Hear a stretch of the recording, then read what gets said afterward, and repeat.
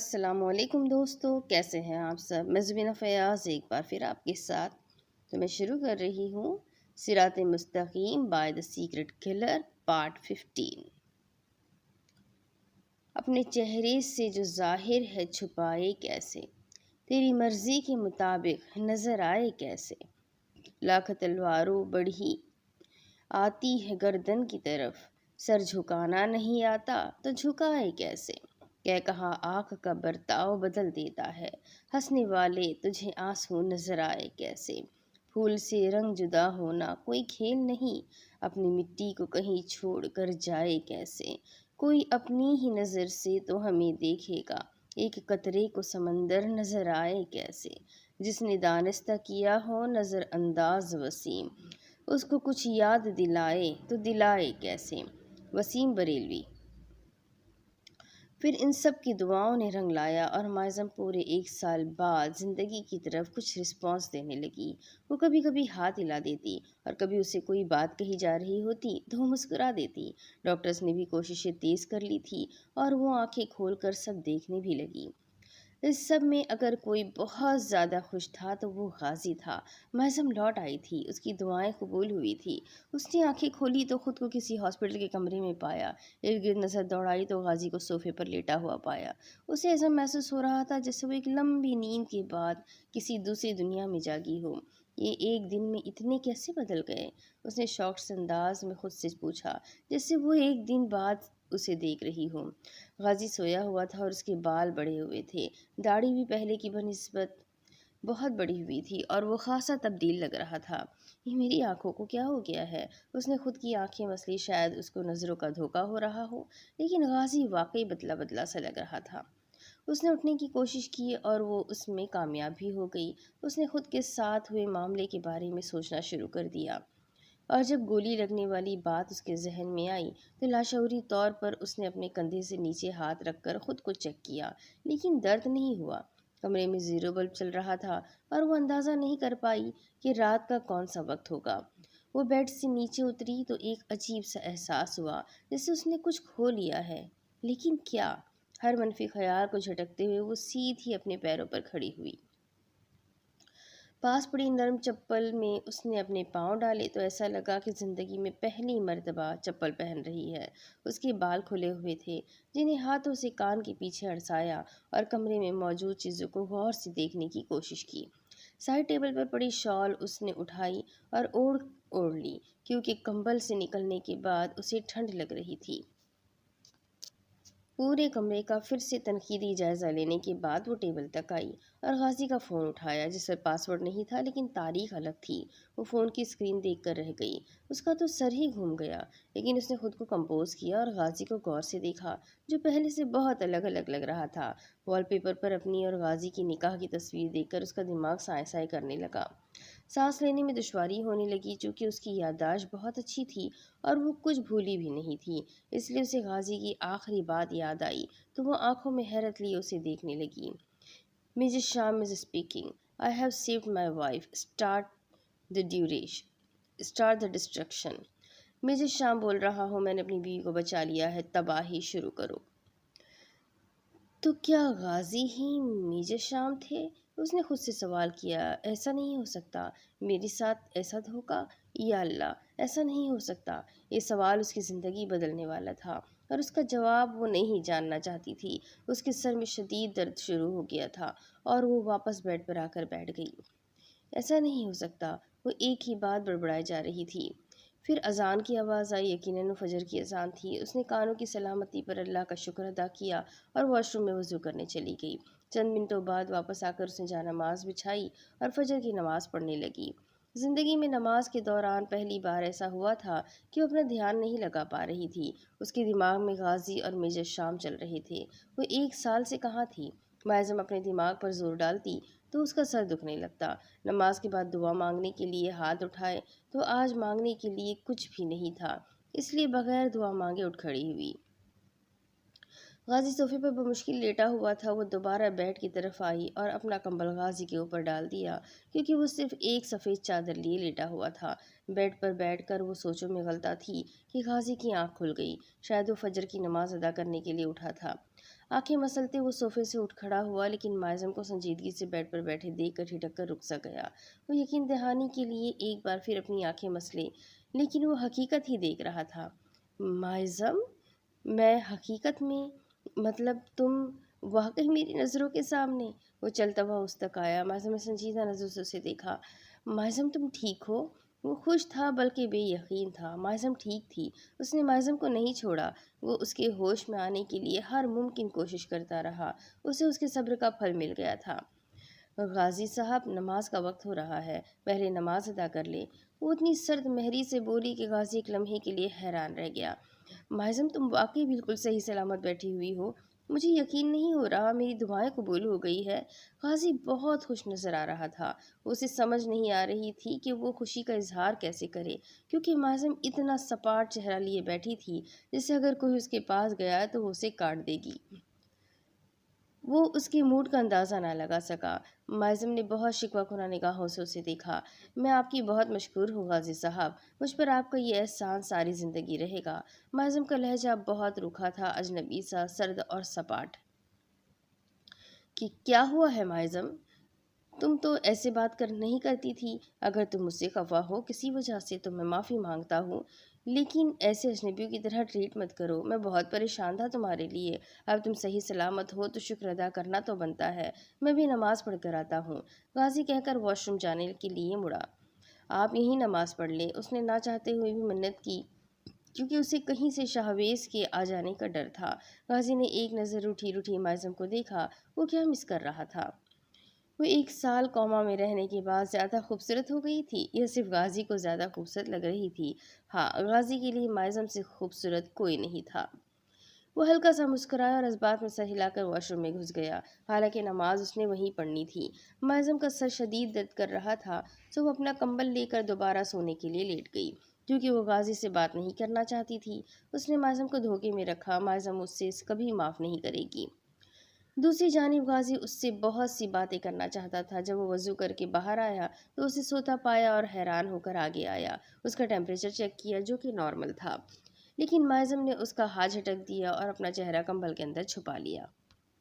वो भी मुस्कुराकर नमाज पढ़ने के लिए जाए नमाज बिछाने लगा। माइज़म इतनी नॉर्मल नज़र आ रही थी कि गाजी को किसी डॉक्टर को बुलाने का भी याद नहीं रहा। कंबल के अंदर चेहरा छुपाए, आंखें खोले, बहुत सी सच्चाइयों को हजम करने की कोशिश कर रही थी। फूलों से ताल्लुक़ तो अब भी है, मगर इतना, जब ज़िक्र बहार आया समझे कि बहार आई। मुझे अल्लाह पर यकीन था कि वो मुझे मेरी बेटी ज़रूर वापस देंगे। बेशक अल्लाह हर चीज़ पर कादिर है।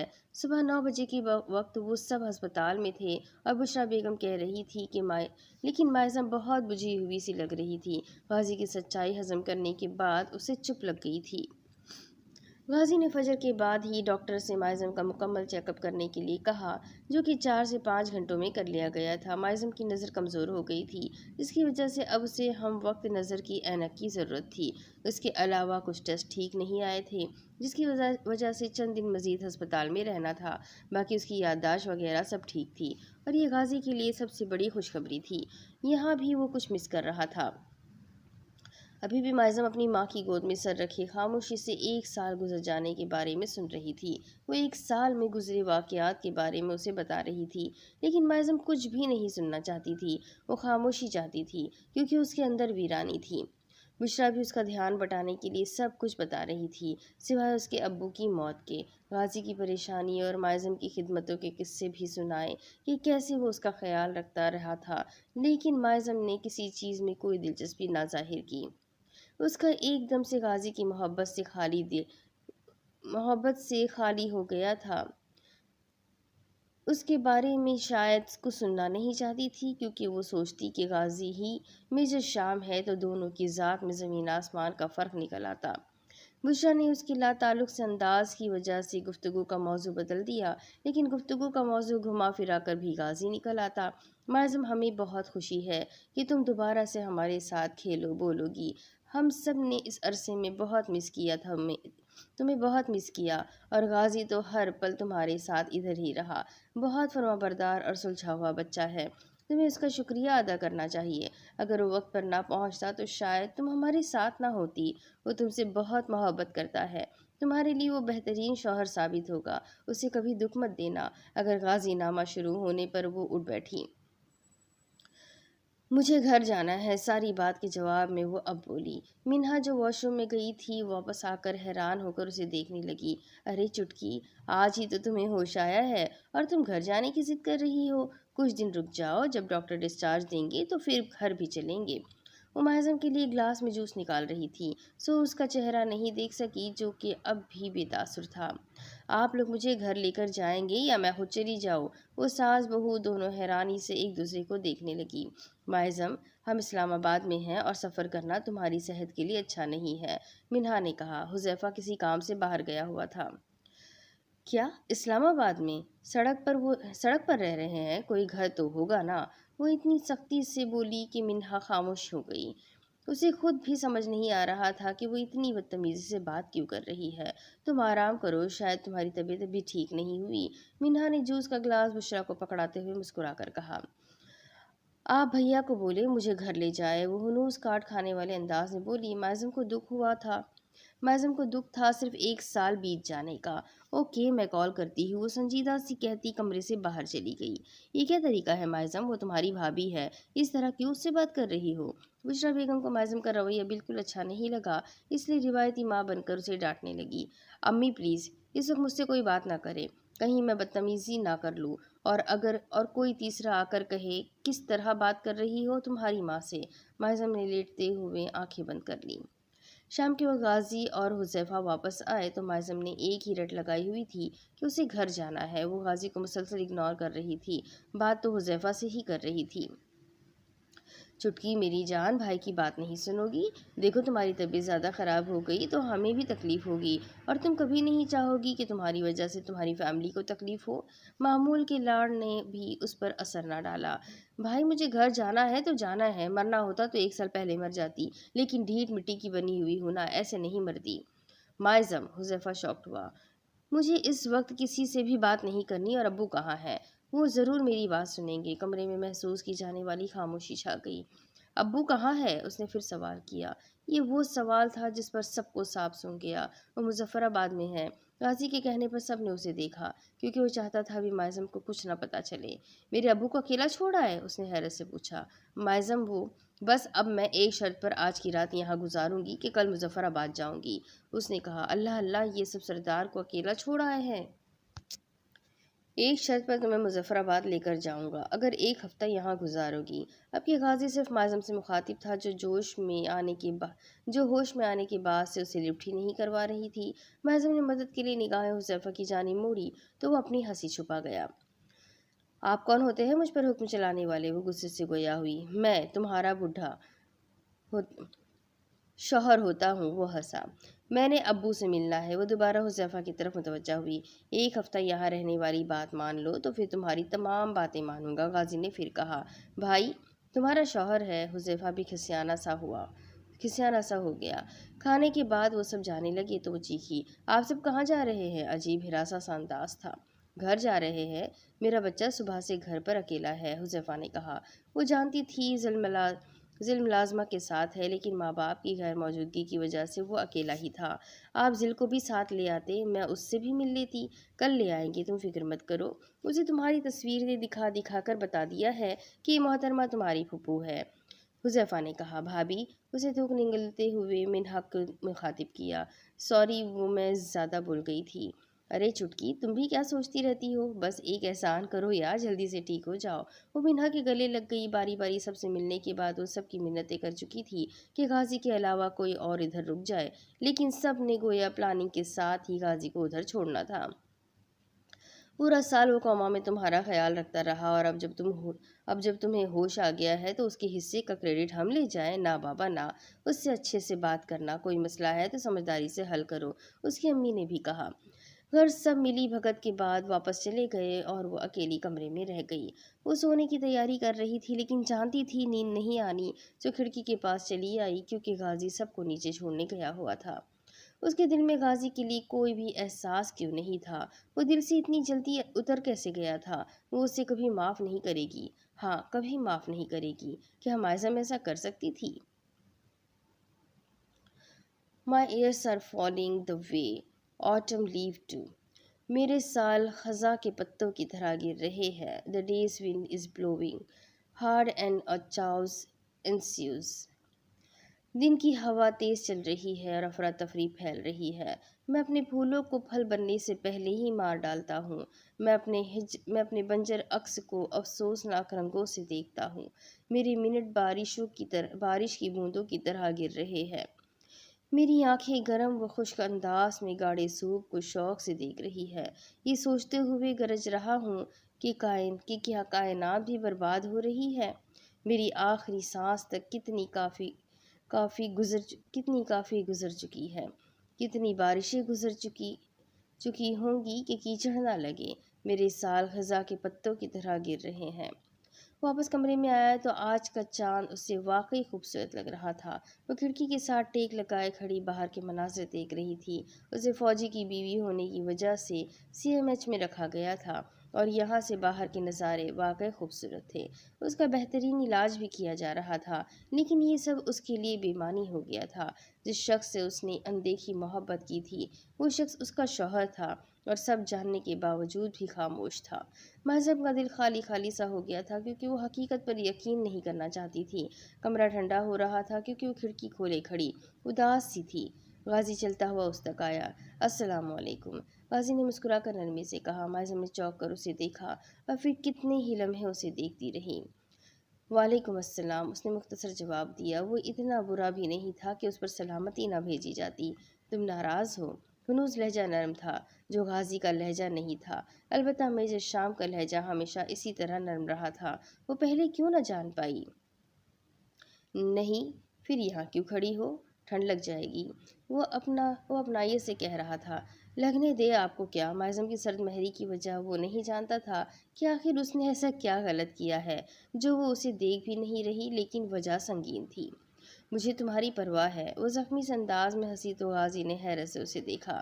مجھے آسمان سے کچھ باتیں کرنی تھی اس لیے یہاں آ کر کھڑی ہو گئی. اس نے احسان کرنے والے انداز میں بتایا. جتنی دیر سے تم باتیں کر رہی ہو یہ آسمان تمہیں دوبارہ بیمار کر کے چھوڑے گا. آپ نے کبھی آسمان سے باتیں نہیں کی؟ وہ غازی کو نہیں دیکھ رہی تھی بلکہ آسمان پر 14ویں کا چاند نکلا ہوا تھا اسے دیکھ رہی تھی. میں خود کو دنیا کا پاگل ترین انسان سمجھتا تھا جو آسمان سے باتیں کرتا ہے. خیر اب میں اکیلا پاگل نہیں رہا. وہ دیوار سے ٹیک لگا کر کھڑا ہو گیا. معظم نے اس کی بات کا جواب نہیں دیا. غازی بہت حیران ہوا کہ وہ کیوں خاموش ہے. وہ اسے بولتے ہوئے سننا چاہتا تھا. غازی، آپ نے میرے ساتھ ایسا کیوں کیا؟ وہ اب رخ موڑ کر غازی کو دیکھنے لگی. غازی کی بھوری آنکھوں میں حیرت در آئی. اس وقت کمرے میں 0 بلب بھی جل رہا تھا کیونکہ معظم کو روشنی سے الرجی ہو گئی تھی. اس کی آنکھیں نہیں کھلتی تھی. غازی اسے دیکھے گیا جس کا چہرہ چاند کی روشنی میں دمک رہا تھا. محبوب ہر حال میں خوبصورت لگتا ہے اور غازی کو بھی معظم ہر حال میں خوبصورت لگتی تھی. وہ معظم کی آنکھوں میں کھو سا گیا. اسے خطرے کا الارم تک محسوس نہ ہوا. مجھے جواب دے غازی. کیا میں نے کیا کیا ہے؟ وہ ہڑبڑا کر بولا. آپ ہی میجر شام تھے اور آپ ہی غازی تھے. آپ نے اتنا بڑا سچ مجھ سے کیوں چھپایا؟ مجھے کیوں تڑپایا؟ میں ذرا سی بھی بھروسے کے لائق نہیں تھی کیا؟ آپ نے میجر شام بن کے میرا دل توڑا. آپ نے غازی بن کر میرا دل توڑا. اتنا عرضہ ہے معظم کا دل جو آپ اسے بار بار آئینہ دکھاتے ہیں. معظم کی آنکھوں میں دکھ مڑ آیا تھا اور آنکھوں کے کنارے بھیگنے لگی. اور یہاں غازی کو سمجھ آیا کہ اس نے کیا مس کیا ہے. معظم، میں اسے سمجھ نہیں آیا کہ اب اس جذباتی لڑکی کو تسلی کیسے دے. دیکھے غازی، نہیں میجر شام، بلکہ اب آپ ہی بتا دیں آپ کی دوہری شخصیت کو کس نام سے پکاروں. مجھے جواب دے. آپ نے معظم کے ساتھ ایسا کیوں کیا؟ وہ سنجیدگی سے پوچھ رہی تھی. غازی اب ہلکا سا مسکرایا جو معظم کو ناگوار گزرا. اوہ، تو تم اس وجہ کو لے کر صبح سے مجھے منہ نہیں لگا رہی کہ میں نے تم سے یہ بات چھپائی؟ غازی بمشکل اپنی ہنسی روک کر بولا. یہ چھوٹی بات ہے کیا غازی؟ غازی نے بات کو سیریس نہ لیا تو اس کا دل کیا دہاڑے مار مار کر روئے. معظم، اگر اب میں تمہیں کچھ بتاؤں تو کیا میری بات سنو گی؟ میں سب کچھ سردار کو بتاؤں گی. آپ بہت بڑے دھوکے باز ہیں. مجھے آپ کی کوئی بات نہیں سننی. وہ غصے سے کہہ کر سائڈ سے نکلنے لگی جب غازی نے اس کی کلائی تھامی. معظم، میں تمہیں سب بتانا چاہتا تھا، بلکہ میں تمہیں بتانے ہی والا تھا. تمہیں یاد ہے جب میں نے تمہیں سرپرائز کا بتایا تھا؟ تو ایک بات یہ بھی بتانا چاہتا تھا، اگر تب میں تمہیں وہ سب بتا دیتا تو تمہارا اتنا شدید رد عمل نہ دیکھتا، لیکن سب کچھ غلط ہو گیا۔ آئی ایم سوری معظم، تم نے کہا تھا کہ تم مجھے سنو گی، تب تک جب تک میں خود تھک نہ جاؤں۔ میں تمہیں سب ایک طریقے سے بتانا چاہتا تھا اور تمام وجوہات کے ساتھ، لیکن مجھے اس کا موقع نہیں ملا۔ مجھے کسی روٹھے ہوئے کو منانا نہیں آتا معظم، کیا تم مجھے معاف کر دو گی؟ وہ ایک آواز سے بولا۔ آپ بہت برے ہیں غازی۔ وہ چہرہ ہاتھوں میں چھپائے رونے لگی۔ فی الحال غازی اسے رونے نہیں دینا چاہتا تھا، وہ اسے معاف نہیں کرنا چاہتی تھی، لیکن جو اللہ سے معافی کی امید رکھتے ہوں وہ دوسروں کی غلطیوں کو بھی معاف کر دیا کرتے ہیں۔ اب تو تمہیں سب کچھ پتہ چل گیا ہے نا، پلیز مجھے معاف کر دو، میں تمہیں سب سچ سچ بتاؤں گا اگر تم میری بات سننے کے لیے تیار ہو جاؤ۔ غازی نے معصوم بننے کی پوری ایکٹنگ کی اور اس کے چہرے سے ہاتھ ہٹا کر اس کے آنسو صاف کیے۔ معظم، میں جانتا ہوں کہ میں ایک اچھا انسان نہیں ہوں، لیکن میں ایک اچھا انسان بننے کی پوری کوشش کروں گا۔ تمہارے معاملے میں بہت سینسیٹیو ہوں۔ میں نہیں چاہتا تھا کہ میری وجہ سے کوئی تم تک پہنچے، اس لیے میں خود کو تم سے ہمیشہ دور ہی رکھا، تمہیں ہر طرح سے پروٹیکٹ کرنے کی کوشش کی۔ تم وہ واحد عورت ہو جسے میں ہر قسم کے چھوٹے بڑے خطرے سے بچانا چاہتا تھا۔ تم بھی ہمیشہ یہی چاہتی تھی کہ میجر شام تمہیں پروٹیکشن دے۔ میں دے رہا تھا پروٹیکشن جب تک تم سے دور تھا، اور جب قریب آیا تو تمہارے ساتھ حادثہ پیش آیا۔ مجھے نہیں پتا تم سے کب محبت ہوئی، لیکن نکاح ہونے کے بعد میں نے دل و جان سے تمہیں تسلیم کیا اور تمہارا خیال رکھنے کی کوشش کی۔ تم بہت ضروری ہو معظم، غازی کے لیے، میجر شام کے لیے۔ تمہارے لیے اپنی جان بھی دینی پڑی تو میں دوں گا، لیکن تمہیں کچھ نہیں ہونے دوں گا۔ برا انسان ضرور ہوں لیکن اچھا شوہر بنوں گا۔ میں نے تمہیں بہت تکلیف دی، لیکن باخدا میرا ایسا کوئی ارادہ نہیں تھا۔ تم مجھ پر ایک بھروسہ کر کے دیکھو، میں اپنے ہر عمل کی وضاحت دوں گا۔ وہ شرمندہ سا اس کے سامنے اقرار کر رہا تھا۔ میں نے ہمیشہ آپ پر بھروسہ کیا، لیکن آپ نے مجھے بھروسے لائق نہیں سمجھا۔ کیا ہو جاتا اگر آپ مجھے تب بتا دیتے جب آپ ہمارے گھر آئے تھے کہ آپ میجر شام ہیں؟ تم اس وقت میری محبت میں اندھی تھی، اور پھر شیطان تمہارا ایمان خراب کر دیتا، پھر کیا ہوتا؟ ایسی اندھی محبت بھی نہیں تھی۔ پھر بھی اس محبت کا کیا بنتا جو ایک گھر میں رہتے ہوئے ایک نامحرم سے ہوتی؟ اللہ ناراض ہوتا، اور معظم اللہ کو ناراض کر سکتی ہے؟ نہیں، پر آپ بہت برے ہیں۔ ہماری دوستی پکی۔ غازی نے اپنا ہاتھ آگے بڑھایا، اس دوستی کے لیے جو معظم اور میجر شام کے درمیان تھی، لیکن غازی اور معظم کے درمیان نہیں تھی۔ وہ خفگی سے اسے دیکھتی اپنا رونا بند کر کے بیڈ کی جانب آ گئی۔ مجھے نیند آ رہی ہے، اس نے مصافحہ کے لیے ہاتھ نہیں بڑھایا تھا اور وہاں سے ہٹ گئی۔ غازی نے گہری سانس لی اور کھڑکی بند کرنے کے بعد اس کے پیچھے آ گیا۔ حیرت ہے، کوئی شخص اتنا کیسے سو سکتا ہے؟ پورا 1 سال سونے کے بعد بھی تم نے پھر سے سونا ہے؟ باہر سب کچھ کتنا بدل گیا ہوگا نا 1 سال میں؟ اس نے افسردگی سے پوچھا اور بیڈ پر آلتی پالتی مار کر بیٹھ گئی۔ نہیں بیگم صاحبہ، جیسا آپ نے چھوڑا تھا سب ویسا ہی ہے۔ غازی بھی بیڈ پر بیٹھ گیا۔ سب ویسا کیسے ہو سکتا ہے؟ سب ایک سال بڑے ہو گئے ہیں، ذل اور زین بھی بڑے ہو گئے ہیں۔ تصویروں میں تو ماشاءاللہ اتنے پیارے لگ رہے تھے، حقیقت میں نہ جانے کتنے خوبصورت ہوں گے میرے شہزادے۔ 1 سال گزر گیا، میں کسی سے ملی بھی نہیں، اور سردار کو آپ سب اتنی دور اکیلا چھوڑ کر میری تیمارداری کرنے کے لیے آ گئے۔ اس نے سردار کے ذکر پر غازی کے چہرے پر آ جانے والے تاثرات نہیں دیکھے تھے، ورنہ ایک لمحے کو ٹھٹکتی ضرور۔ اسے کیا معلوم اس نے کیا کھو دیا تھا۔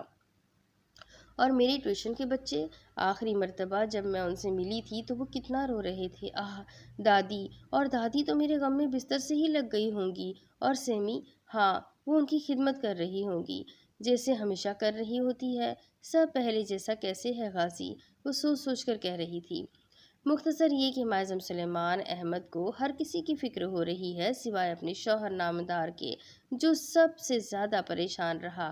اس نے ہلکا سا احتجاج کیا۔ آپ مت پریشان رہتے، میں نے کہا تھا آپ کو پریشان ہونے کے لیے؟ کتنی لڑکیاں ہیں اس دنیا میں، شادی کر لیتے کسی سے بھی، اور ویسے بھی میری زندگی کی کوئی گارنٹی نہیں تھی۔ ہو سکتا تھا کہ میں کبھی نہ اٹھتی، ساری زندگی کوما میں ہی رہتی، پھر بھی تو آپ کو کسی سے شادی کرنی پڑ جاتی۔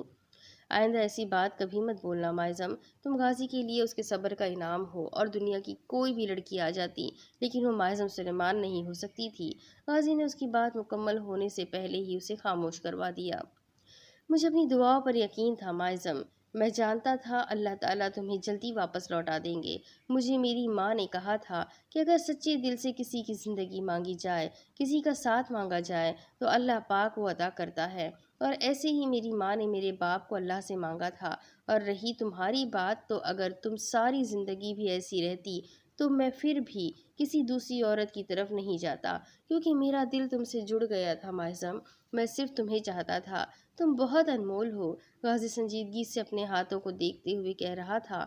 وہ پہلے تو حیران ہوئی، پھر غصے سے غازی کو گھورا۔ یہ سب کہنے کی باتیں ہیں احتشام صاحب، اگر ایسا وقت آتا تو میں دیکھتی کیسے آپ کسی دوسری عورت کی طرف نہیں جاتے۔ ویسے بھی مرد کو 4 شادیوں کی اجازت ہے، آپ بھی 3 اور کر لیتے۔ وہ زور سے جلدی میں بول گئی تو غازی کا کہا بلند ہوا۔ مجھ سے تم اکیلی نہیں سنبھالی جا رہی، کچھ آ کے 3 مزید اپنے سر پر لا بٹھاتا۔ دیکھا سچ سامنے آ گیا میجر صاحب کا، میں بھی آپ پر بوجھ ہوں نا ہوں، بہت پریشان تھے میرے لیے۔ وہ نروٹھے پن سے بولی تو غازی نے بس مسکرانے میں عافیت جانی۔ یہ تمہیں میرا پورا نام کیسے پتہ چلا؟ غازی نے پوچھا۔ غلطی سے نکاح کے وقت مولوی صاحب کے منہ سے نکل گیا تھا، ورنہ میرا کوئی ارادہ نہیں تھا آپ کا نام جاننے کا۔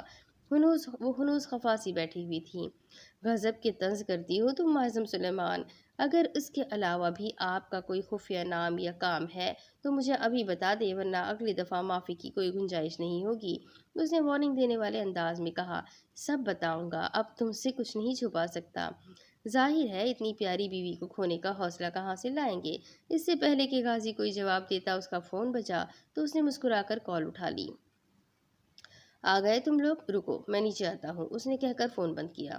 کہاں جا رہے ہیں آپ؟ غازی اٹھنے لگا تو معظم نے فوراً اس کا ہاتھ پکڑ لیا۔ نہ جانے کیوں رات کے اس وقت اسے شاہویز کے آ جانے سے ڈر لگنے لگا تھا۔ نیچے جا رہا ہوں، تم سے ملنے کچھ لوگ آئے ہیں، اس نے مسکرا کر جواب دیا۔ میں بھی آپ کے ساتھ جاؤں گی، اس نے کہا اور بیڈ سے اتر کر چپل پہن لی۔ معظم میں صرف 1 فلور نیچے اپنے بھائی کو لینے جا رہا ہوں۔ غازی نے اس کی جلد بازی پر چوٹ کی۔ واہ بھائی، اب موصوف کا نیا بھائی بھی پیدا ہو گیا ہے، یا خدا تیری قدرت۔ غازی اس کے انداز پر اپنی مسکراہٹ نہ چھپا سکا۔ ارے نہیں، نیا نہیں پیدا ہوا، 27 سال پہلے ہوا تھا، بس مجھ سے دور رہا، غازی نے کہا۔ وہ شال سر پر اوڑھ رہی تھی۔ ارے واہ، میرا ایک نیا کزن اور دیور بھی منظر عام پر آیا ہے، یقیناً اس کا پیشہ بھی آپ جیسا ہی ہوگا، جس کی وجہ سے وہ بھی زیادہ عرصے کے لیے اپنی شناخت چھپا کے بیٹھا ہوا تھا۔ شال اوڑھے اور کالے شیشوں والی اینک چڑھائے اس نے دروازے کی جانب آہستہ سے قدم بڑھائے اور غازی کا ہاتھ پکڑ لیا۔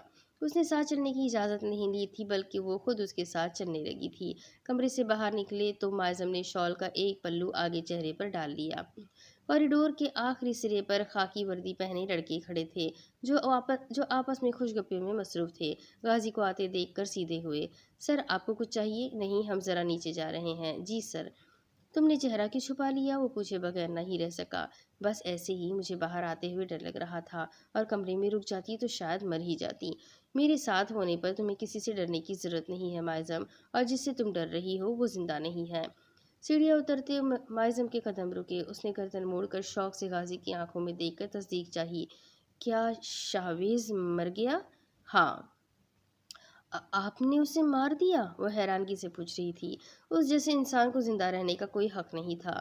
یہ حق اسے اللہ نے دیا تھا غازی۔ معظم، میں دیت و قصاص پر یقین رکھتا ہوں۔ آپ نے اسے قتل کر دیا؟ ہاں، اس نے نارمل انداز میں شانے اچکا کر بتایا کہ یہ اس کے لیے کوئی بڑی بات نہیں تھی۔ کیسے؟ اس کے سینے پر گولیاں ماری تھی۔ معظم نے شوق سے اسے دیکھا۔ پھر وہ مر گیا؟ ہاں، اور میں نے اسے کین کارسو کے آگے پھینک دیا۔ وہ کون ہے؟ اس کا سر چکرا کر رہ گیا۔ ارسل کا پالتو کتا، وہ سنجیدگی سے کہہ رہا تھا۔ آپ نے اس کی لاش کو بھی نہیں بخشا؟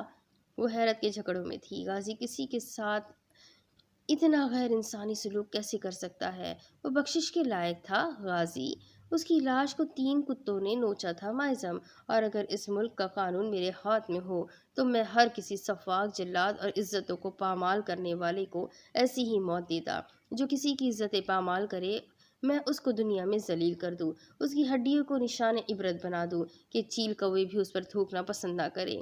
माइज़म ने उसका बाजू मजबूती से पकड़ लिया, इससे पहले वो गिर के बेहोश हो जाती। गाजी इतना जालिम था। आपने उसे अपने हाथों से कत्ल किया? उसकी आंखों में अभी भी यकीनी से बेयकीनी थी। माइज़म, तुम्हारा शौहर ऐसा ही है, लाखों लोगों का कातिल, अपने मुल्क और इज्जतों का मुहाफिज। क्या मैं तुम्हें ऐसे कबूल हूँ? मुझे वापस कमरे में जाना है। उसे गाजी से खौफ आने लगा। चलते हैं, लेकिन पहले मेहमानों को साथ ले ले। उसने कुछ नहीं कहा और उसके साथ चलने लगी। माइज़म, हम इस मामले पर सुकून से बात करेंगे। मेहमानों के जाने के बाद वो अब भी कुछ नहीं बोली। माइज़म, अचानक चुप क्यों हो जाती हो? कुछ तो बोलो। अभी वो कुछ कहने ही लगी थी कि सामने से एक लड़का और लड़की उनकी तरफ आते हुए शनासाई से मुस्कुराते नजर आए।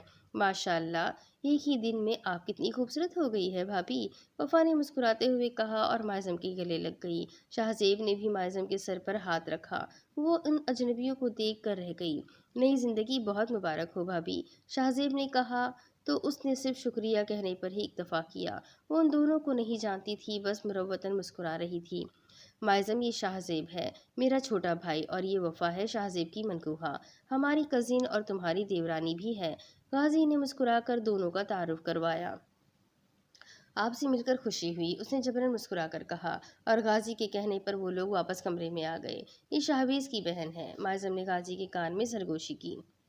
श्श, मेहमानों को जाने दो, सब बता दूंगा। वो खामोश हो गई, लेकिन वफा से कुछ मोहतात हो गई। भाभी, आपने खाना खा लिया? शाहजेब ने पूछा। आपके भाई ने पूछा ही नहीं, माजिम ने मासूमी से कहा, और शाहजेब के भाई ने हैरत से उसे देखा। जब सब डिनर कर रहे थे, तुमने खुद खाना खाने से मना किया था। गाजी ने बौखलाकर सफाई पेश की। उस तक भूख नहीं लगी थी, अब लगी हुई है, और वैसे भी आपने कहा था मुझे जो चाहिए हुआ बिना बना देंगे, माइजम ने जवाब दिया। ठीक है, मैं बाहर से कुछ मंगवा लेता हूँ, शाहजेब ने गाजी से पहले कह दिया। नहीं नहीं, डॉक्टर ने कहा है घर का खालिज खाना खाने से मैं जल्द ठीक हो सकती हूँ, मसलन अगर कोई सूप वगैरह मिल जाए। उसने मिस्कीनों वाली शक्ल बनाकर कहा, कोई बात नहीं, मैं घर से बना कर ले आती हूँ, तकरीबन 1 घंटा लग जाएगा। अरे नहीं जफ़ा, आप क्यों तकल्लुफ़ कर रही हैं, गाजी खुद ले आएंगे। उसने चेहरे पर ज़माने भर की मासूमियत तारी कर ली थी, और गाजी हौको बना खड़ा था। भाभी, मेरी बीवी का नाम जफ़ा नहीं वफ़ा है। हाँ हाँ, मैं मजाक कर रही थी, तुम संजीदा मत लेना मेरी बात को शिफा। माइज़म भाभी, शिफा नहीं वफ़ा। तो आप क्यों हाइपर हो रहे हैं, मैं ऐसे खफा भी बोल सकती हूँ। वैसे आपका एक ही नाम है शाहजेब, या कुछ और भी है? गाजी तो कुछ भी समझ नहीं पा रहा था कि वो सिर्फ खुद को नॉर्मल जाहिर कर रही है या वाकई वो ठीक है। मैं एसपी शाहजेब के नाम से जाना जाता हूँ, और आप सब मुझे इनाम भी कह सकते हैं। इनाम क्यों? क्योंकि बचपन में सब यही कहते थे। आपको मैंने पहले भी कहीं देखा हुआ है। काफ़ी साल पहले मिले थे हम, तब मैं एसपी नहीं था। देखा, ये भी अपने भाई की तरह छिपे रुस्तम है। वफा, इन पर नज़र रखना। वो अब वफा को टिप्स देने लगी। आप क्या खाएंगी भाभी, मैं ले आता हूँ। आप गाजी के सच वाले भाई हैं? गाजी सोफे पर बैठा उसकी हरकत और सकनात का जायजा ले रहा था। जी, हकीकी भाई हूँ। गाजी को आप पर भरोसा है? जी है, शाहजेब पजल हुआ। आप कैसे कह सकते हैं? आप गाजी भाई से पूछ लें। उनसे क्यों पूछूं, मुझे तो आपसे जवाब चाहिए। आप क्या खाएंगी माइज़ा, मुझे बता दें, मैं बनाकर ले आता हूँ। वो भी यकीनन भाई की ज़िंदगी को वापस देखकर उसी की तरह खुश था। इसी वजह से माइज़म के अहमकाना सवालात का जवाब निहायत खंदा पेशानी से दे रहा था। चिकन सूप, उसने फ़ौरन जवाब दिया, लेकिन किसी के कुछ भी कहने से पहले वो गाजी की तरफ मुतवज्जा हुई। गाजी, अगर आपको कहीं जाना हो तो क्या मुझे इनके भरोसे छोड़कर जा सकते हैं? हाँ, क्यों? क्योंकि मुझे आपके हाथ का चिकन सूप ही पीना है। आप घर से बना कर ले आए, मैं इन लोगों के साथ बातें कर लेती हूँ। माज़म ने मुस्कुराकर कहा, क्योंकि जब वो मेजर शाम बनकर बात करता था तो उसने बताया था कि वो खाना वगैरह बना लिया करता है, लेकिन गाजी को जैसे मौत का बुलावा आ गया था। क्या मैं जाऊँ सूप बनाने के लिए? वो तकरीबन चीख ही पड़ा। शाहजेब और वफा हैरान से उन दोनों को देख रहे थे। गाजी, प्लीज़, बहुत दिल कर रहा है आपके हाथ के बने चिकन सूप को पीने का। सच में आप बहुत टेस्टी बनाते हैं कि दिल करता है बंदा पीता ही रहे। माज़म ने इस तरह कहा जैसे गाजी उसके लिए पार्ट टाइम चिकन सूप बनाने का काम करता था और उसे कई मरतबा पिला भी चुका हो। गाजी ने भवें उचकाकर उसे घूरा कि वो बाज आ जाए, लेकिन परवाह किसे थी। भाई आप घर से बना कर ले आए, मैं और वफा इधर ही रुकते हैं, शाहजेब ने कहा। नमक कम डालिएगा, माइजम ने सलाह दी। गाजी ने मदद भरी निगाहें माइजम पर डाली कि किसी और के हाथ का बना खाना खा ले या अपना इरादा मुलतवी कर ले, लेकिन वो अनजान बनी रही। मुझे अब क्यों लग रहा है कि तुम कौमा में नहीं थी। वो कौमा में नहीं थी, मैं कौमा में नहीं थी, सिर्फ मेरी आंखें बंद थी और बोलना मैं चाहती नहीं थी। अलबत्ता आपने जो कहा था वो मैंने वो सुना था। उसने शरारत से आंखें झपका कर बताया तो गाजी सटपटा कर पीछे हट गया। अच्छा मैं जा रहा हूँ, तुम दोनों मेरी बेगम का ख्याल रखना। उसने मेरी बेगम पर जोर दिया और मुस्कुराकर बाहर निकल गया। उसे खुशी थी कि माजम बिल्कुल ठीक है और उसे सही सलामत देखकर गाजी को दिली सुकून मिला था। जब तेरे दर्द में दिल दुखता था मैं तेरे हक में दुआ करते थे हम तेरे हक में दुआ करते थे। हम भी चुपचाप फिरा करते थे जब तेरे गम में जिया करते थे।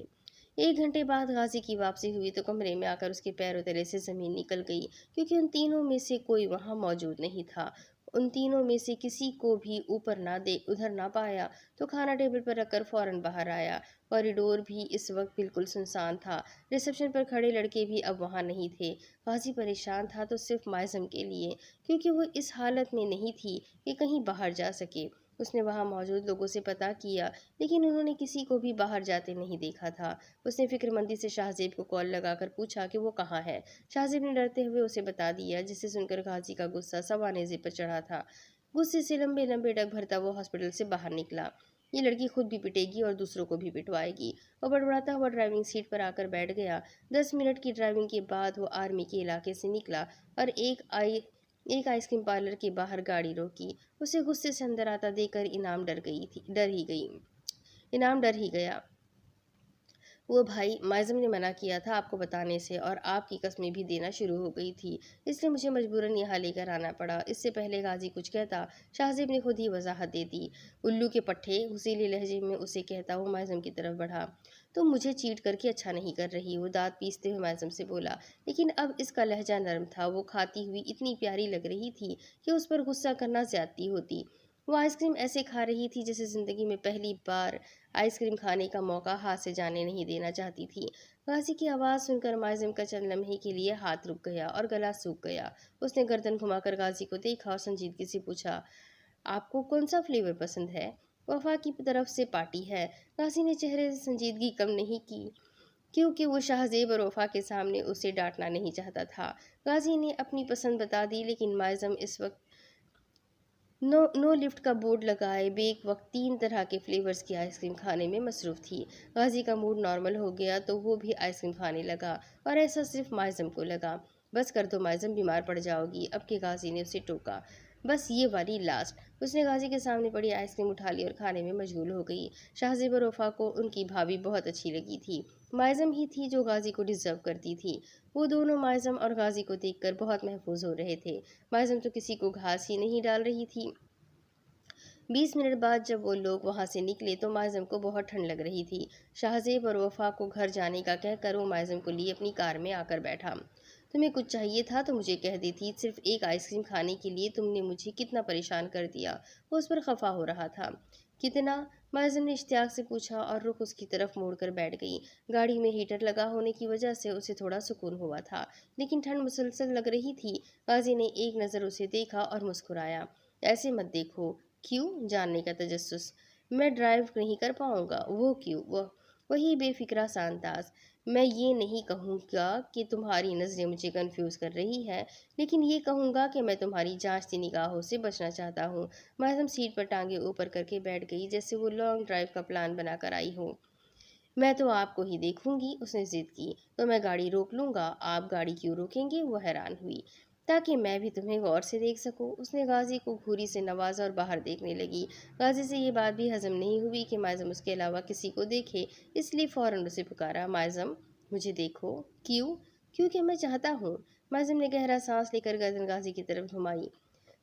पता नहीं क्यों गाजी, लेकिन ये दिल एकदम खाली खाली सा हो गया है। किसी को मेरे होने ना होने से कोई फ़र्क नहीं पड़ता। सब लोग 1 साल पहले ही मुझे मुर्दा समझ चुके थे। अब मैं जाऊंगी तो सब बहुत ज़्यादा अजीब हो चुका होगा। ऐसा लगता है जैसे मेरा दिल मुझे कुछ बताना चाहता है जो मैं समझ नहीं पा रही। ऐसा लगता है ये दुनिया 1 साल से मेरे लिए ख़त्म ही थी। مجھے اب زبردستی یہاں رہنا ہوگا۔ وہ تھک گئی تو سیٹ کی بیگ سے ٹیک لگا گئی۔ کسی کو تو پتہ نہیں لیکن تم میرے لیے بہت اہم ہو۔ میں تم سے بہت محبت کرتا ہوں معظم۔ ایک شخص جس سے میں محبت کرتا ہوں اور وہ تم سے محبت کرتے تھے، ان سے بھی وعدہ کیا ہے کہ تمہارا ہر حال میں خیال رکھوں گا۔ تم صرف میرے بارے میں سوچو کیونکہ اب تم میری ذمہ داری ہو۔ لوگوں کا کیا ہے، ایک دن باتیں کریں گے، دوسرے دن بھول جائیں گے۔ اللہ تعالیٰ نے تمہیں ایک نئی زندگی دی ہے، اس کی قدر کرو۔ اب اس طرح ناشکری کی باتیں مت کرو۔ وہ صرف مسکرائی اور آنکھیں بند کر لی۔ رات کو دونوں صوفے پر بیٹھے پچھلے وقتوں کو یاد کرتے رہے۔ غازی اسے سب کچھ سچ سچ بتاتا رہا جو وہ پوچھتی رہی۔ اب کم از کم وہ اپنا سچ معظم سلیمان سے نہیں چھپانا چاہتا تھا۔ کیا آپ فیصل الغاری کو معاف نہیں کر سکتے؟ اس نے پوچھا۔ اگر میں تمہارے ابو کو مار دوں تو کیا تم مجھے معاف کر دو گی معظم؟ غازی نے پوچھا تو معظم لاجواب ہو گئی۔ وہ تو کبھی بھی ایسے انسان کو معاف نہ کرے جو اس کے ابو کا قاتل ہو، بلکہ اس کی شکل تک دیکھنا گوارا نہ کرے۔ شاہویز نے ہدا کا قتل کیوں کروایا؟ اگر وہ اسے پسند کرتا تھا تو اسلامی طریقے سے اس کے گھر رشتہ بھیج دیتا۔ اتنی پیاری لڑکی کو قتل کروانے کے لیے اس کے پاس اتنا بڑا دل کہاں سے آیا ہوگا؟ معظم افسوس سے کہہ رہی تھی جیسے ہدا کا دکھ واپس آ گیا ہو۔ جانتی ہو معظم، یہ پیسہ بہت بری چیز ہے۔ جب کسی کو اس کا نشہ چڑھ جاتا ہے تو وہ بالکل شراب کے نشے جیسا ہوتا ہے، جس میں انسان کو کوئی ہوش نہیں رہتا کہ وہ کیا کر رہا ہے، کیوں کر رہا ہے۔ تم ہدا کو اچھے سے جانتی تھی۔ وہ لڑکوں سے ہیلو ہائے تو ضرور رکھتی تھی، لیکن کسی کو حد سے آگے نہیں آنے دیتی تھی۔ پھر شاہویز بھی سیاسی اثر و رسوخ اور دولت کے نشے میں ڈوبا ہوا تھا اور خود پر غرور بھی تھا۔ ہدا نے اسے انکار کر دیا تو بدلے کے جنون میں شاہویز نے اس کی زندگی تباہ کر دی اور وہ خاموش ہو گیا، کیونکہ وہ معظم کو نہیں بتانا چاہتا تھا کہ وہ اس کے ساتھ بھی یہی سب کرنے والا تھا۔ اور پھر اس نے غلط نیت کی وجہ سے کئی زندگیاں تباہ کی اور خود بھی برباد ہوا۔ کوئی اتنا ظالم کیسے ہو سکتا ہے؟ وہ افسوس سے بولی۔ ہر کوئی ایک جیسا نہیں ہوتا معظم، دنیا میں اچھے لوگ بھی ہیں اور برے بھی، بس ہمیں پہچاننے میں دیر ہو جاتی ہے، غازی نے کہا۔ شاہزیب بھائی کو میں نے تب دیکھا تھا جب وہ مجھے افرسیاب بھائی کے ساتھ جنگل میں بچانے آئے تھے۔ معظم کو یاد آیا تھا، میں اسے تب پہچان نہیں سکا کیونکہ میں تم دونوں کی وجہ سے بہت ڈسٹرب تھا، اور پھر ہدا کی موت، مجھے کسی اور کو پہچاننے اور جاننے کا دل ہی نہیں کیا۔ وہ بس خاموشی سے اسے دیکھے گئی۔ کیا سوچ رہی ہو؟ اسے خاموش دیکھ کر غازی نے دوبارہ پوچھا۔ وفا کو پتا ہے کہ اس کے بھائی کو آپ نے قتل کیا ہے؟ غازی نے اس بات میں سر ہلایا۔ اسے پتا ہے؟ پھر بھی اس نے آپ کے بھائی سے شادی کی؟ اس نے حیرت سے پوچھا۔ میرے بھائی نے اسے ساری حقیقت بتائی تھی اور اس کے بعد ہی اسے چوائس دی تھی کہ چاہے تو شادی کرے، چاہے تو چھوڑ دے۔ پھر اس نے کیا کہا؟ وہ شاہویز کے بارے میں سب جانتی تھی معظم، اس کا بھائی کتنے پانی میں تھا اسے پتا تھا۔ پھر شاہویز کو تو اس کے گناہوں کی سزا ملی۔ اس جیسے بھائی کے لیے وفا اپنی زندگی کیوں خراب کرتی؟ اس نے انعام کو دل سے بہت پہلے ہی قبول کر لیا تھا۔ آپ شاہزیب بھائی کو انعام کیوں کہتے ہیں؟ وہ جب مجھ سے دور ہوا تھا اس کا نام یہی تھا، اور میں اسے انعام اسی لیے کہتا ہوں کیونکہ ماما بابا کو اس کا نام پسند تھا جو کہ میں نے ہی رکھا تھا۔ ہاں، وہ ابھی بتا کر گئے تھے، مجھے بھول گیا۔ اچھا ایک بات بتائے، ان دونوں کی باقاعدہ شادی ہوئی ہے یا صرف ہماری طرح نکاح ہوا ہے؟ اس نے پوچھا۔ ہماری طرح صرف نکاح ہوا ہے، شادی جب تم چاہو اکٹھے رکھ لیں گے، غازی نے مسکراتے ہوئے کہا۔ میں کیوں چاہوں؟ آپ تو چلیں میری وجہ سے شادی شدہ ہو کر بھی کنوارے رہے، لیکن شاہزیب بھائی کو یہ سزا کیوں دی؟ معظم نے سوالیہ انداز میں پوچھا۔ وہ چاہتا تھا کہ اس کا ریسیپشن میرے ساتھ ہو، اور اگر زندگی بھر کبھی آپ کا ریسیپشن نہ ہو پاتا میں اس کی شادی کروا ہی لیتا، غازی نے مسکرا کر بتایا۔ وہ دونوں ایک ساتھ بہت پیارے لگ رہے تھے، اللہ نظر بد سے بچائے، اس نے تبصرہ کیا۔ ہم بھی ایک ساتھ بہت پیارے لگتے ہیں، اللہ ہمیں بھی نظر بد سے بچائے، غازی نے اسے دیکھتے ہوئے کہا۔ آمین، اس نے تردید نہیں کی۔ مجھے واپس دیکھ کر سردار تو بہت خوش ہوں گے، معظم نے کہا تو غازی کچھ نہیں بولا۔ ابو کہتے ہیں کہ میں بہت بہادر ہوں، ہر چیز سے لڑ سکتی ہوں۔ ٹھیک کہتے تھے مطلب؟ وہ ایک دم الرٹ ہوئی۔ معظم تمہیں سورۃ البقرہ کی آیت نمبر 155 اور 156 یاد ہے؟ غازی نے نرمی سے پوچھا تو وہ حیران ہوئی کہ اس وقت تو وہ قرآن پاک کے بارے میں بات نہیں کر رہے تھے، تو غازی نے ایسے کیوں پوچھا؟ آپ مجھے حافظ قرآن سمجھتے ہیں جو پارہ نمبر، رکوع نمبر اور آیت نمبر تک یاد رکھوں؟ یہ وقت اس نے ان آیات پاک تک پہنچنے کے لیے لیا تھا تاکہ غازی کے سامنے سب کی سے بچ جائے کہ وہ قرآن پاک تو بہت پڑھتی تھی اور اسے یاد نہیں۔ تمہیں قرآن پاک مجھ سے زیادہ آتا ہے، اسی لیے میں نے تم سے پوچھا۔ اسے اتنا ٹائم پا کر بھی یاد نہ آیا کہ قرآن پاک کی 155 اور 156 آیات میں کیا تھا۔ چلو میں تمہیں بتاتا ہوں ان آیات میں کیا تھا، غازی نے کہا، اور ان دونوں آیات کی تلاوت کر کے ماظم کی مشکل آسان کر دی۔ اس کی آواز اتنی مسحور کن تھی کہ ماظم مبہوت ہی ہو گئی، اور ترجمہ بھی اسے بخوبی سمجھ آ گیا، اور اس نے اندازہ لگانا شروع کیا کہ اب ایسا کیا ہو سکتا ہے جس سے اس کی آزمائش ہو سکتی ہے، اور ہم کسی نہ کسی طرح تمہاری آزمائش ضرور کریں گے، دشمن کے ڈر سے، بھوک پیاس سے، مال و جان اور پھلوں کی کمی سے۔ اور ان صبر کرنے والوں کو خوشخبری دے دیجیے جنہیں جب کبھی کوئی مصیبت آتی ہے تو کہہ دیا کرتے ہیں کہ ہم تو خود اللہ تعالیٰ کی ملکیت ہے اور ہم اسی کی طرف لوٹنے والے ہیں۔ سورۃ البقرہ آیت نمبر 155 اور 156۔ غازی نے اپنی دھیمی آواز میں ترجمہ بھی سنایا۔ قرآن پاک سننے کے بعد بھی ماظم نے کچھ نہ کہا، بس سنجیدگی سے غازی کو دیکھتے ہوئے اپنے امتحان کے بارے میں سوچ رہی تھی جو اس کے نزدیک آ کر گزر بھی گیا تھا۔ تمہیں پتہ ہے یہ آیات مجھے کس نے سکھائی تھی؟ ماظم نے نفی میں سر ہلایا۔ یہ آیات مجھے سردار نے سکھائی تھی۔ جب میں نے اپنے ماں باپ کو کھو دیا تھا، بھائی مجھ سے دور ہو گیا تو میں اس کی بھی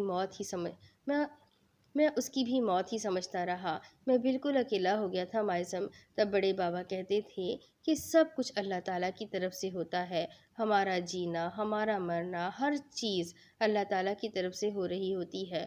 پھر جب وہ ہم پر کوئی مصیبت بھیجتا ہے، یعنی کہ ہماری آزمائش لیتا ہے، تو وہ بھی ہمارا امتحان ہوتا ہے۔ اللہ تعالیٰ یہ چیک کرتے ہیں کہ میرا بندہ کس قدر شکر گزار ہے، کس حد تک صبر کرنے والا ہے۔ پھر جب اللہ اس بندے کی شکر گزاری اور صبر پر خوش ہوتا ہے تو اسے بہترین سے نوازتا ہے، اور وہ صابرین کو پسند کرتا ہے۔ نوازنے کا مطلب صرف دنیاوی نوازنا نہیں ہے۔ ہمارا ایمان ہے کہ مرنے کے بعد بھی ایک زندگی ہے، اللہ نے ہمارے لیے وہاں پر انعام رکھا ہوتا ہے، صابرین کے لیے، شاکرین کے لیے۔ جو لوگ اپنی امیری، غریبی، خوشحالی، تنگ دستی، ہماری تندرستی، غرض ہر حال میں اللہ کے شکر گزار رہتے ہیں اور اسی سے مدد طلب کرتے ہیں کہ وہ ان لوگوں کو بہت عزیز رکھتا ہے، وہ لوگ اس کے محبوب بندے ہوتے ہیں جو ہر حال میں صرف اسی کو پکارتے ہیں، ایسے لوگوں سے وہ خوش ہوتا ہے اور پھر ان پر اپنا انعام نازل کرتا ہے۔ مصیبت آ جانے پر شکوہ کرنا بھی مومن کا شیوا نہیں ہوتا، وہ ہر حال میں صبر کرتا ہے۔ مومن تو اللہ کا نیک بندہ ہوتا ہے جو صبر کرنا جانتا ہے۔ ماظم اس کے چہرے کو غور سے دیکھتے ہوئے اس کی بات سنتی رہی۔ آج پہلی مرتبہ اسے کسی دوسرے کے منہ سے یہ تمام باتیں سن کر عجیب لگ رہا تھا۔ آپ مجھے صبر کی آیات کیوں سنا رہے ہیں؟ جو ہونا تھا ہو چکا، اور اگر ابھی بھی کچھ ایسا ہوا جس سے میرے ایمان کا امتحان ہو تو آپ مجھے ثابت قدم ہی پائیں گے۔ غازی، میں صبر کر لوں گی۔ کوئی ایسی بات ہے جو آپ ابھی تک مجھ سے چھپا رہے ہیں؟ اس نے سنجیدگی سے پوچھا۔ غازی نے ہلکے سے جذبات میں سر ہلایا۔ کیا کوئی مجھے چھوڑ کر چلا گیا ہے؟ غازی نے پھر سر کو خم دے کر ہاں کا اشارہ کیا۔ ماظم کا پہلا دھیان دادی کی طرف گیا تھا۔ اس کے دل میں ایک ٹھیس سی اٹھی تھی۔ آپ آدھے جواب کیوں دے رہے ہیں؟ پلیز مجھے بتائیں کیا ہوا ہے؟ تم سہ نہیں پاؤ گی، وہ نہ جانے کیوں ایسا کہہ گیا۔ مر بھی نہیں جاؤں گی غازی، وہ گھبراہٹ میں اٹھ کھڑی ہوئی۔ سردار، وہ شہید ہو گئے ہیں، وہ اب ہمارے درمیان نہیں رہے۔ غازی کے لیے یہ جملہ بولنا زندگی کا کٹھن ترین مرحلہ تھا، لیکن اس نے طے کر لیا تھا۔ ماظم بے یقینی اور پھٹی پھٹی آنکھوں سے غازی کو دیکھے جو جھکے سر کے ساتھ اسے بتا رہا تھا، گویا اعتراف جرم کر رہا ہو۔ سردار، مجھے چھوڑ کر چلے گئے؟ مجھے؟ اس نے خود کی طرف انگلی اٹھاتے ہوئے جیسے پھر سے یقین دہانی چاہی۔ غازی اس وقت اسے تسلی دینے کے سوا کچھ نہیں کر سکتا تھا، اس لیے سر اٹھا کر اسے دیکھا، جو یوں پوچھ رہی تھی جیسے سردار نے اس سے وعدہ کیا ہو کہ اسے بتا کر مریں گے۔ باقی سب ٹھیک ہے؟ ماظم کے اگلے سوال نے غازی کو شرمندگی سے دوچار کروا دیا۔ ہاں سب ٹھیک ہے، اس نے شرمندگی سے جواب دیا، جیسے سردار اسی کی وجہ سے مرے ہو۔ ماظم چند لمحے شوق سی کھڑی رہی، پھر جب بولی تو آواز مستحکم تھی۔ مجھے صبر آ گیا غازی، ان آیات کے لیے بہت شکریہ۔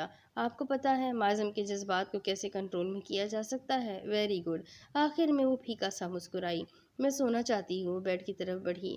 وہ روئی نہیں تھی، اسے شکوے کے لیے ایک لفظ منہ سے نہیں نکالا تھا۔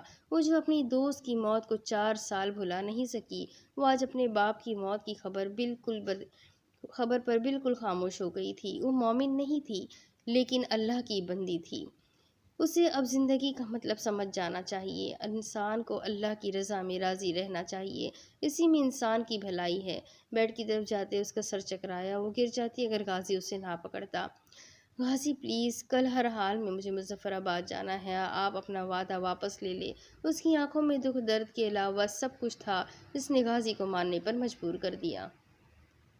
تمہاری طبیعت ٹھیک نہیں ہے، میں ڈاکٹر کو بلاتا ہوں، غازی نے پریشانی سے کہا۔ میں ٹھیک ہوں۔